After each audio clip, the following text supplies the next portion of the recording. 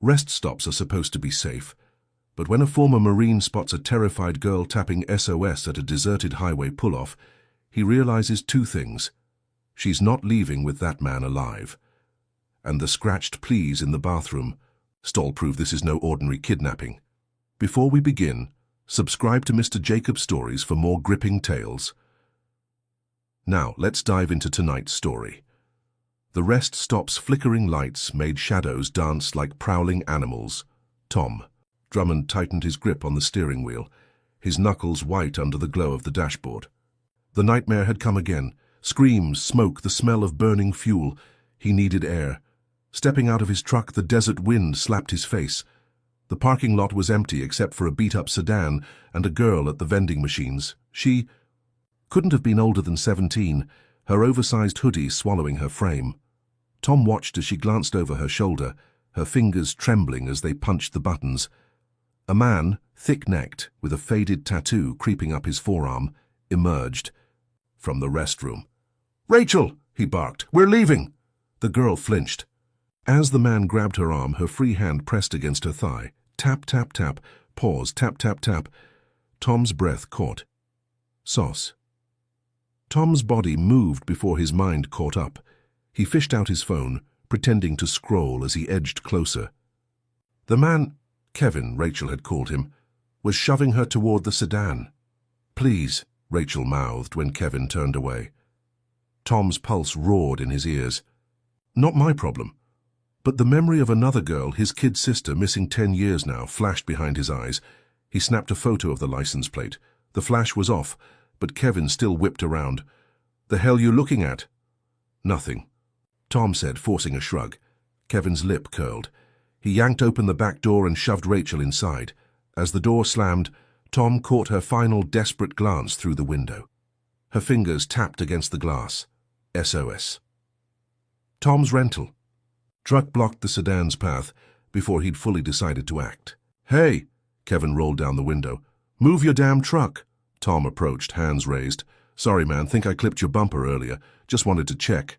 Kevin's eyes darted to the rearview mirror. "Bullshit. You hit nothing." Tom leaned in, catching Rachel's wide-eyed stare in the back seat. A bruise darkened her wrist where Kevin had gripped her. Then he saw it, the glint of a knife tucked into Kevin's waistband. "Look," Tom said, stepping back. "Let's just—" Kevin's hand moved toward the blade. A police siren wailed in the distance. The siren grew louder.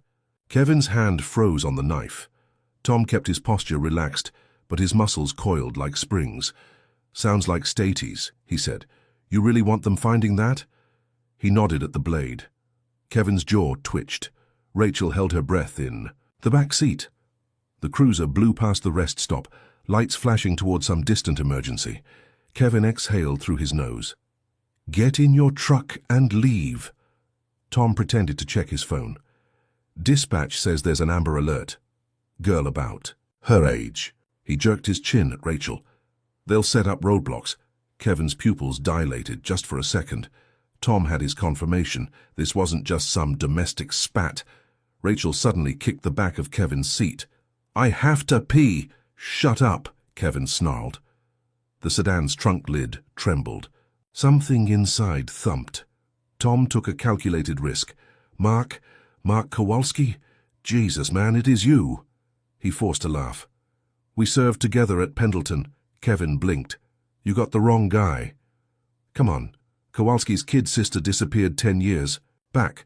He'd lose it if he saw you with—" Kevin's fist shot out the window, grabbing Tom's collar. "You don't know shit." Tom let himself be dragged closer. Now he could see the meth sores under Kevin's beard, the raw knuckles. This man had hurt people before. Rachel screamed as Kevin pulled the knife. The blade flashed. A gunshot cracked across the parking lot. The bullet sparked off the sedan's roof. Kevin ducked. Tom spun toward the woods. A second man emerged, pistol raised, leaner than Kevin, with prison tattoos peeking from his collar. "Cops are coming," he called. "We need to move. Traffickers." This was a handoff. Tom dove behind a concrete barrier as the newcomer fired again. Rachel was out of the car now, running toward the restrooms. Kevin tackled her. They crashed into the gravel. The knife skittered toward Tom. He grabbed it just As the gunman's shadow fell over him, the pistol's barrel looked as wide as a tunnel. Tom rolled. The gun boomed. Concrete chips stung his face. He came up slashing. The knife opened the gunman's forearm. A howl.